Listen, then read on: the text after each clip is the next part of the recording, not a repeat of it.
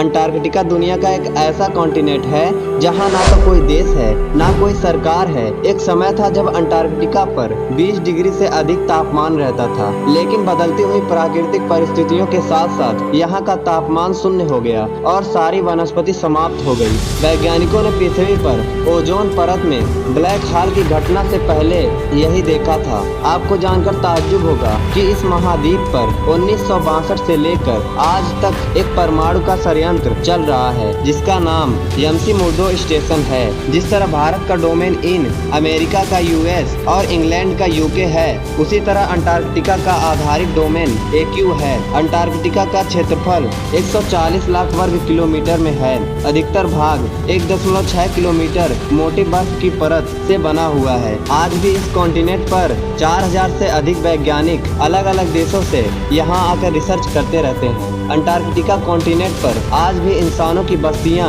या तो हैं ही नहीं या फिर बहुत कम है, जिसका एक प्रमुख कारण है कि अभी तक किसी भी देश ने अंटार्कटिका पर कब्जा नहीं किया है। हालांकि कुछ बड़े लोगों के अनुसार बताया गया है कि जब इंसानों की आबादी बढ़ेगी और उनके रहने के लिए जमीन कम पड़ने लगेगी, वैसे ही कोई ना कोई देश अंटार्कटिका महाद्वीप पर अपना कब्जा कर लेगा। लेकिन ये इतना भी आसान नहीं है। देखा जाए तो ऑस्ट्रेलिया, अफ्रीका और अमेरिका जैसी शक्तिशाली देश हमेशा से ही अपने विस्तार को बढ़ाने की प्रयास करते हैं। ऐसे में कहा नहीं जा सकता कि कौन सा देश अंटार्कटिका पर कब्जा कर पाएगा। इसके अलावा अगर किसी भी प्रकार की अंटार्कटिका कॉन्टिनेंट पर किसी भी देश को यह जानकारी प्राप्त हो जाती है कि वहां पर पेट्रोलियम, सोना जैसे खनिज पदार्थों की खान है, तो निश्चित ही इस एरिया पर कब्जा करने के लिए कई देशों के बीच होड़ मच जाएगा। ऐसे में ज्यादा अधिक समय तक यह कॉन्टिनेंट किसी भी देश के अधिकार क्षेत्र से फ्री नहीं रह पाएगा। बड़े बड़े विद्वानों ने